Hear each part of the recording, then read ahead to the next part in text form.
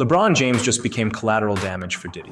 LeBron, you're a and I hope you get locked up in the same cell with Diddy. Or at least that's how it feels, since the craziest headlines have skyrocketed after LeBron was called out by UFC fighter Colby Covington around the legal troubles with Diddy. I want to ask LeBron, what does he mean by there's no party like a Diddy party?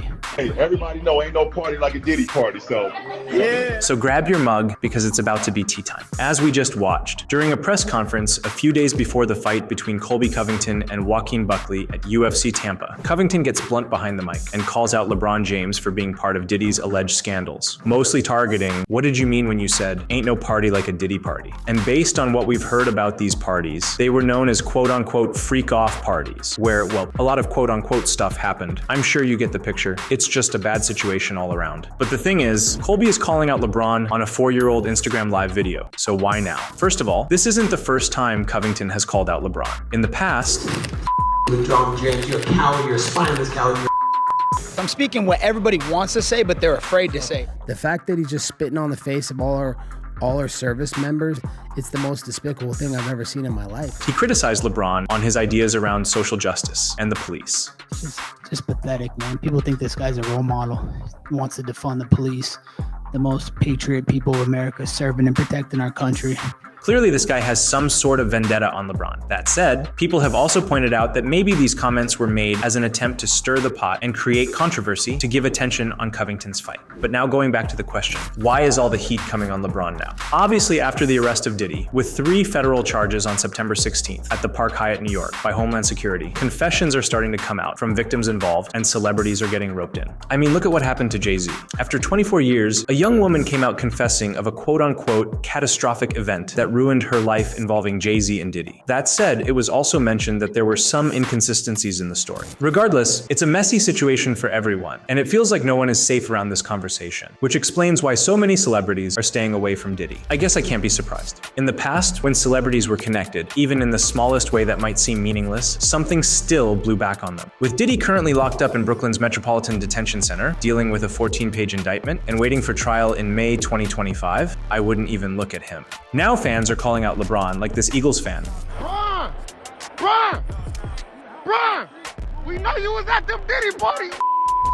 We know you was there. We know you was at them Diddy party.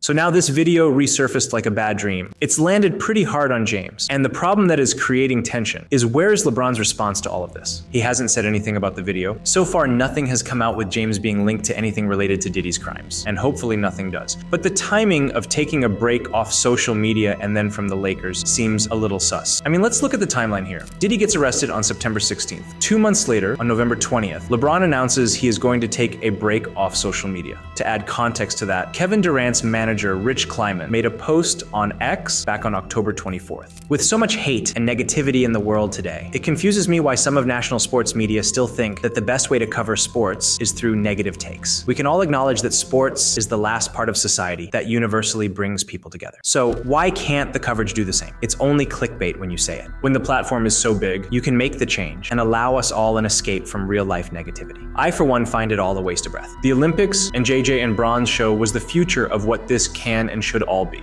And a month later, LeBron comes out with a response to that post. Notice how he responds to that at 1:26 p.m. and then 4 minutes later, he comes out with this. And with that said, I'll holla at y'all. Getting off social media for the time being. Y'all take care. And then on their game against the Timberwolves on December 13th, LeBron was out for personal reasons. This was also the same day Jay-Z accusations came out. Even though that may be completely unrelated, we're just looking at the timing. This was also 2 days after the Covington press conference video came out. Earlier that week on Wednesday, the Lakers met up for the first time since their win on Sunday, December 8th against the Blazers. But LeBron wasn't there. Coach J.J. Redick confirmed that LeBron was out with an excused absence. Redick gave the team Monday and Tuesday off prior to meeting the next day. Heck, if somebody wants to go spend a couple of nights in Santa Barbara and relax, that's fine too, Redick said after the Blazers game. It's a quarter way through the season. Clearly, we don't know what LeBron was up to, but he had the week off prior to the Wolves game and then decides to take it off. Again, we could be totally off on the suspicion around the timing of this situation, but it's not a complete write-off. Maybe we're reading into it too much. Maybe not. But at the end of the day, this is absolute craziness. And how did we get to the point where people are calling out LeBron James on big platforms? Some say the silence is violence. Some people think he was at those parties and guilty for it. But the reality is, no one has come forward, and there is currently zero evidence to prove James was involved with anything. And that seems to be why so many are confused on LeBron not making a response. Because if he really wasn't involved, he's got a big enough platform to stomp out any accusations. If he's got nothing to be worried about, then why not just say something? If he was getting all the backlash from going to Diddy parties and nothing happened, then why not just say that? But I guess regardless, he's in a pickle either way. Going with what we just mentioned, if he doesn't say anything, then everyone is like, why not just squash it and defend yourself? But then on the flip side, if he does say something, people will say he's a liar, trying to cover something up. He's not telling the whole truth, and the list goes on. So I mean, he's kind of between a rock and a hard place if we're being honest. Or maybe there is a reason why LeBron has been silent. Back in September, just a week after Diddy's arrest, an article came out, there's a reason Diddy's famous friends have stayed silent amid his arrest. PR experts say it's the best strategy. It's interesting how it was mentioned that silence was your best move to make throughout the Diddy chaos.